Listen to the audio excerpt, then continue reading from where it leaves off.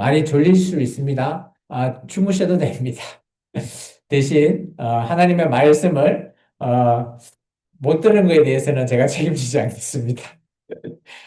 오늘은 에스겔서 21장입니다. 우리가 지난주는 아니죠. 조금 더 주에 우리가 에스겔서 20장까지 살폈습니다. 에스겔서 20장에서 주신 그 장로들이 에스겔을 이제 세 번째 만나러 나왔을 때 하셨던 말씀이거든요. 그래서 하나님께서 오늘 이 예루살렘에 있는 그 남유다가 결국 이제 멸망당하게 되지만 그래도 하나님께서 심판과 회복을 대해서 다시 설명해 줬어요. 그리고 나서 오늘 에스겔서 21장은 그 말씀이 쭉 이어집니다. 또 이르시되 돼 있잖아요. 또 여호와 말씀이 내게 임하여 이르시되 돼 있잖아요. 이 말씀이 뭔가 하면 예루살렘이 하는 그런 자세한 내용을 소개하고 있는 그런 부분입니다. 그래서 오늘 말씀의 제목은 제가 조금 섬뜩하지만 칼이 들어가는 칼을 드신 하나님이라는 표현으로 오늘 말씀을 저와 여러분께서 한번 이 21장이 어떤 말씀이 있는지를 살펴볼까 합니다. 사랑하는 성도 여러분, 칼을 드신 하나님이라고 이렇게 말씀을 드릴 때는 우리가 칼은 뭐, 우리에게 유용하게 필요할 때도 있습니다. 근데 칼이라고 하면 성경에서는 전쟁을 얘기하고 있고요. 이 칼이라는 것은 재앙을 얘기합니다. 그렇기 때문에 두렵고 떨림을 나타내는 것이 칼입니다. 칼은 언제나 긴장과 두려움을 불러일으키는 도구죠. 그러나 오늘 본문에 칼을 드신 분은 사람이 아니라 하나님께서 칼을 드시겠다라는 거예요. 물론 하나님이 직접 칼을 가지고 와서 치시는 게 아니라 하나님께서 그 도구로 지금 쓰시겠다라는 것이죠. 그리고 나서 오늘 하나님께서 그죠? 죄와 불의에 대해서 하나님의 거룩한 심판을 오늘 상징하고 있습니다. 우리는 이 말씀 앞에서 가볍게 지나칠 수는 없죠. 왜냐하면 하나님의 칼은 그죠? 단순한 그냥 칼로서 사용되는 것이 아니라 실제로 죄라고 하는 것, 심판의 칼이기 때문입니다. 우리는 종종 하나님의 사랑을 이야기하죠. 하나님은 참 깊고 넓고 끝이 없고 오래 참으시는 그런 하나님의 사랑을 우리는 달콤하게 우리가 그 사랑만 우리가 그저 꿈꾸고 그런 사랑만 사모하잖아요. 그러나 그 사랑은 결코 죄를 묵인하지는 않습니다. 오늘 얘기는 하나님은 당연히 그런 사랑을 하십니다. 근데 우리 안에 있는 이 죄에 대해서 하나님께서는 온전히 도려내시기를 원하시는 겁니다. 그래서 우리가 어떤 상처가 나면 어때요? 알죠? 아프죠? 그러면 어떻게 해야 됩니까? 병원에 가야 되죠. 병원에 가면 의사가 약 바르면 참 좋은데요. 이 상처를 너무 심하면 칼로 도려내야 되잖아요. 도려내고 나야지 이 상처가 치유가 되는 겁니다. 오늘 에스겔서 21장이 딱 그런 상황이에요. 이 골마 터져 있는 이 상황, 죄에서 있는 예루살렘을 하나님께서 그냥 보고만 있지 않으신다라는 겁니다. 참 에스겔서 21장은 좀 충격적인 그림이 있죠. 그죠? 우리가 좀 보면 하나님께서 오늘 참 그 북쪽에 있는 군대를 사용하셔가지고 오는데 아수르라고 하는 그 랍바라는 거에서 점을 툭 쳐요. 점을 쳤는데 랍바로 갈 거냐 예루살렘으로 갈 거냐 점을 툭 치는데 하필이면 또 예루살렘이네.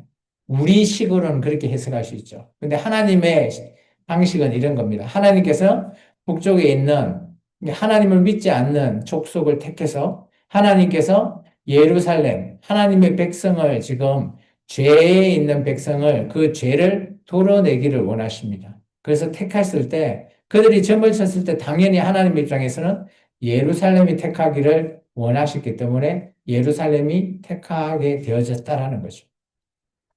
오늘 이런 모든 내용 속에서는 하나님의 이런 계획과 섭리가 그대로 이루어집니다. 우리는 하나님의 계획과 섭리하면 뭐가 떠오르죠? 마치 요셉이 꿈을 통해서 하나님의 계획 그러면서 총리가 되고 좋은 것만 생각하잖아요. 오늘 북이스라엘도 마찬가지고 남유다도 마찬가지고 이들이 죄로 말미암아 결국은 하나님을 떠나다 보니까 하나님의 계획에는 그 안에 있는 죄성을 다 없애야지 오늘 하나님에게 돌아올 수 있다라는 것을 말하고 있습니다. 다만 성도 여러분, 칼을 드신 하나님 앞에 서는 것은 물론 두렵죠. 그런데 그와 동시에 그죠? 하나님의 은혜를 받을 수 있는 기회라는 겁니다. 칼은 죄를 향해서 움직이지만 오늘 회개하는 자에게서는 그 모든 칼이 멈춰지고요. 은혜로 베풀어진다라는 말씀을 오늘 제가 여러분에게 하고자 합니다. 그럼 본문으로 한번 좀 들어가 보겠습니다.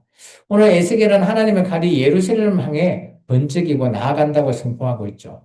그 칼은 무작위하게 휘두르는 것이 아니라 정확하게 남유다, 즉 예루살렘에 있는 죄악을 향해서 정확하게 겨누고 있다는 거예요. 이게 하나님께서 사람을 싫어하는 게 아니라 사람 안에 있는 이 죄성을 정확하게 겨누고 그 죄악을 도려내기를 원하신다라는 겁니다. 오늘 에스겔서 21장 2절 같이 한번 읽어볼까요? 인자야, 너는 얼굴을 예루살렘을 향하여 성소를 향하여 소리내어 이스라엘 땅에서 예언하라는 것입니다. 하나님께서는 지금 어디가 죄성이 넘친다고요? 바로 이스라엘에 있는 예루살렘입니다. 지금 이 선지자 에스겔은 어디 있어요? 바벨론이라고 하는 그 땅의 먼 곳에 있어요. 그런데 오늘 정확하게 하나님의 말씀은 그 바벨론이라는 곳을 멸망하는 게 아니라 예루살렘에 정확하게 하나님의 심판의 칼이 꽂혀 있다라는 것을 말하고 있습니다. 하나님은 죄를 덮지는 않으세요. 반드시 드러내십니다.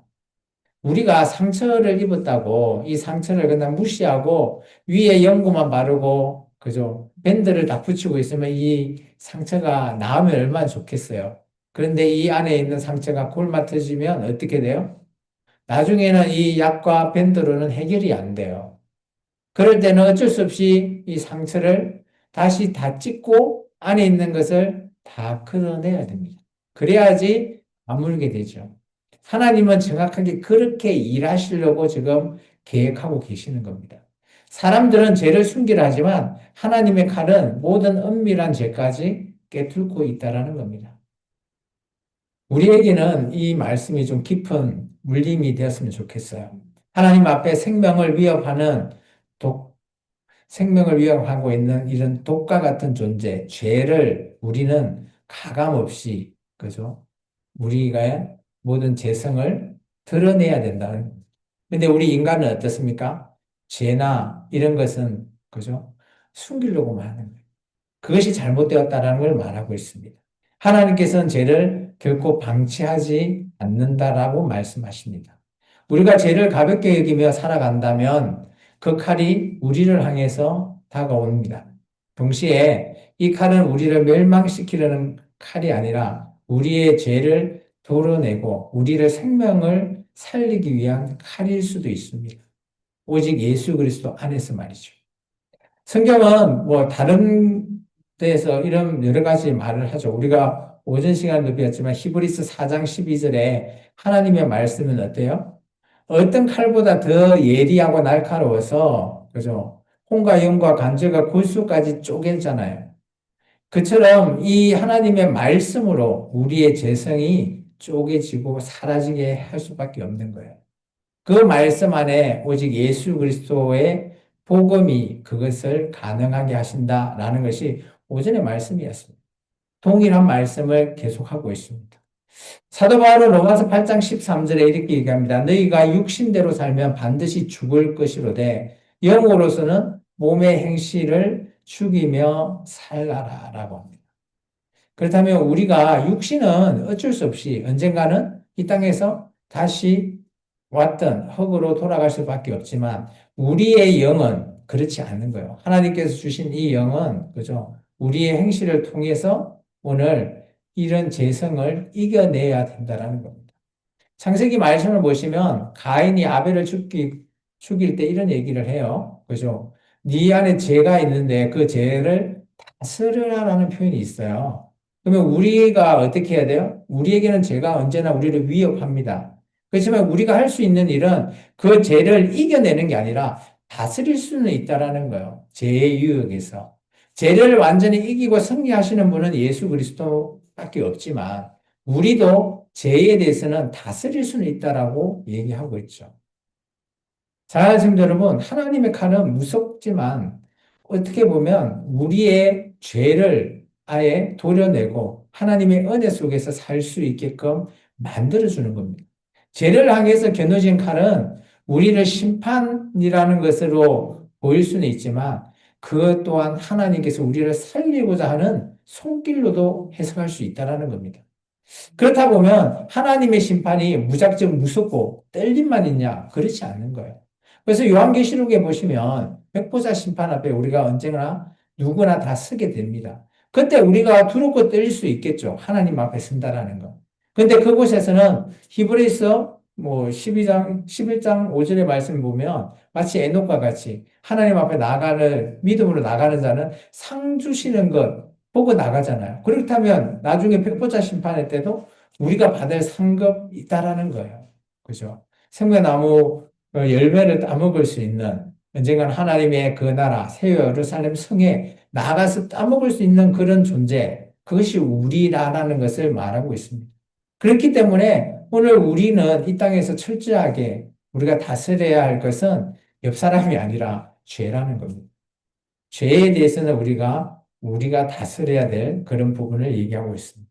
두 번째는 오늘 에스겔은 바벨론 왕, 제가 아까 아수르라 그랬나? 바벨론 왕이 오늘 왔을 때 어디로 갈지 점을 치는 그런 부분입니다. 에스겔에서 우리 21장 21절을 같이 한번 읽어보겠습니다. 바벨론 왕이 갈래길 곧 두 길 어디에 서서 점을 치되 하사들을 흔들어 우상에게 묻고 희생제물의 간을 살펴서 22절요. 오른손에 예루살렘으로 갈 청계를 얻었으므로 공생태를 설치하여 입을 벌리고 죽이며 소리를 높여 외치며 성문을 향하여 공생태를 설치하고 토성을 쌓고 사다리를 세우게 되었다라고 합니다. 점을 쳤는데 그죠? 예루살렘으로 갈 전개가 딱 이게 암몬의 라빠로 갈 거냐? 예루살렘에 있는 유다에 있는 예루살렘으로 갈 거냐? 저는 이것이 물론 점을 쳤을 때 이 모든 것들은 하나님께서 계획하셨다라고 저는 보이십니다. 하나님의 뜻이 그대로 지금 바벨론이라고 하는 그 칼을 사용하신다라고 저는 보여집니다. 우리는 종종 인생의 갈림길에서 선택을 고민할 때가 많습니다. 이 길이 맞는지, 이 길이 맞는지 알 수가 없을 때 결정을 내려야 되긴 하죠. 그럴 때 우리가 많이 두렵고 떨리죠. 근데 오늘 뭐 하나님께서는 그죠? 우리의 이런 결정에 함께 하신다라고 저는 봅니다. 오늘 바벨론 왕이 결정했던 그 점괘, 그들은 뭐 우상의 사술이었지만 하나님께서 예루살렘을 가게끔 오늘 하셨다라는 거예요. 하나님의 백성 입장에서는 이해가 안 되죠. 왜 하나님의 백성인 나라를 치게 할까? 그죠? 하나님이 보호해줘야 될 나라인데, 라는 것이죠. 근데 살펴봤더니 그 예루살렘이 죄악으로 가득해 있다라는 것입니다. 그렇기 때문에 하나님께서 이 심판을 바벨론에 대해서 오늘 그 심판을 예루살렘으로 결정했다라는 겁니다. 오늘 잠언서 16장에도 우리가 뭐 여러 가지 이런 말이 있죠. 사람이 자기 길을 계획할지라도 그 걸음을 인도하시는 이는 여호와다. 이게 내가 계획은 하지만 하나님께서 우리를 인도하신다라는 겁니다. 그러면 우리의 모든 계획 속에 하나님께서 함께하고 계시는 거죠. 마치 바벨론 왕이 첨을 쳤을 때 그 순간에도 하나님께서 예루살렘을 가게끔 택했다라는 것이죠. 다니엘서 2장을 읽습니다. 그때 그는 때와 계절을 바꾸시고 왕들을 폐하시고 왕들을 세우시며 지혜자에게 지혜를 주시고 총명한 자에게 지식을 준다. 이런 표시는 그죠? 다니엘이 처음에 바벨론에 갔을 때 그런 모든 그런 것들을 하나님께서 왕들이 했는 그런 모든 것들을 하나님께서 오늘 하신다라는 그런 의미로 볼 수 있죠. 하나님께서 새로운 질서를 세우신다라는 겁니다. 누구를 통해서요? 이방의 그 어마어마한 바벨론이라고 하는 이 제국을 하나님께서 그 위에 다니엘이라고 하는 이스라엘의 나라가 안 되니까 사람을 택해서 그 위에 총리로 세워버리는 그런 하나님의 새로운 질서. 이런 것이 하나님의 계획이라는 겁니다. 오늘 예루살렘이, 그죠? 그냥 바벨론에 의해서 툭 무너졌다. 이게 아니에요. 하나님의 철저한 계획 속에서 예루살렘이 무너질 수밖에 없는 이유를 말하고 있습니다. 그렇다면 오늘 우리에게도 마찬가지죠. 우리가 안 되는 이유가 있다면 우리가 돌이켜 봐야 되는 거죠. 하나님께서 내가 하나님을 믿는데 내가 안 고난받고 내가 안 된다? 그렇다면 우리에게서 찾아봐야 되는 거예요. 마치 예루살렘이 죄로 가득 차 있기 때문에 하나님께서 그 죄를 도려내려고 하시기죠. 마찬가지 우리의 모든 삶 속에서도 우리가 일이 안 풀리거나 어떤 문제가 있거나 할 때 나를 돌이켜보고 나를 하나님이 왜 나에게 이렇게 시련을 주시고 고난을 주실까? 근데 그것이 나를 단련함일 수도 있고요. 아니면 내가 지금 잘못된 길을 걸어갈 수도 있다라는 걸 말하고 있는 거야. 이제 그거는 각자의 상황에서 하나님의 말씀에 빗대어서 우리가 해석해보고 판단해 볼 수 있다라는 겁니다. 마찬가지 이제 세 번째, 오늘 이 칼은 모든 민족을 향해서 다 선포되어 있습니다. 바벨론이 그 당시 어마어마한 제국입니다. 예루살렘만 멸망한 게 아니라 예루살렘 멸망 이후에 그 옆에 나라들도 다 멸망당하게 되죠. 우리 28절 같이 한번 읽어볼까요? 에스겔서 21장 28절입니다. 같이 읽습니다. 인자야, 너는 주 여호와께서 아몬 족속과 그의 능력에 대하여 이같이 말씀하셨다고 예언하라. 너는 이르기를 칼을 뽑히도 다 칼에 뽑히도록 죽이며 멸절하며 번개같이 되기 위하여 빛났도다. 그러면 암몬도 다 바벨론 안에 그죠? 다 멸망당합니다. 그래서 가나안 땅에 있는 모든 나라들이 바벨론이라고 하는 어마어마한 제국 속에 다 그죠? 속국이 되어 버립니다. 그러니까 이것이 뭐 비단 남유다만 그러냐? 그러지는 않은 거죠. 하나님의 칼은 특정 민족을 겨냥하지는 않지만 하나님의 계획 속에 하나님의 백성이 제대로 가지 않고 죄로 있기 때문에 오늘 그 하나님의 백성으로 한해서 주변의 모든 나라 또한 그런 같은 길을 행할 수밖에 없는 이런 사례들 많이 있잖아요. 그죠? 내가 안 되고 뭐 안 풀리는데 주변 사람들 다 같이 안 풀려.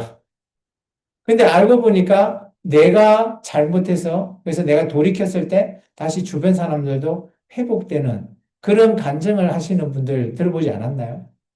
충분히 있었다고 봐요. 오늘 예루살렘이 죄로 가득하다 보니까 주변 나라까지도 영향을 미치는 거죠. 함께 당할 수밖에 없는 겁니다. 우리는 종종 하나님 심판이 이스라엘에게만 국한되었다? 물론 맞죠. 그렇지만 하나님은 그 이스라엘이 제대로 제사장의 나라의 역할을 하지 못하기 때문에 당연히 그죠. 하나님을 전하면서 가달라라고 하면서 주변 나라를 하나님으로 돌아가게 만들어야 되는데 그 일을 못하니 당연히 모든 나라가 아무짝에 쓸모가 없는 거죠. 그러다 보니까 같이 멸망할 수밖에 없는 겁니다. 근데 이스라엘 민족이 제사장의 나라의 역할을 했다면 주변 나라는 그렇게 멸망당하지 않을 거라고 저는 봅니다.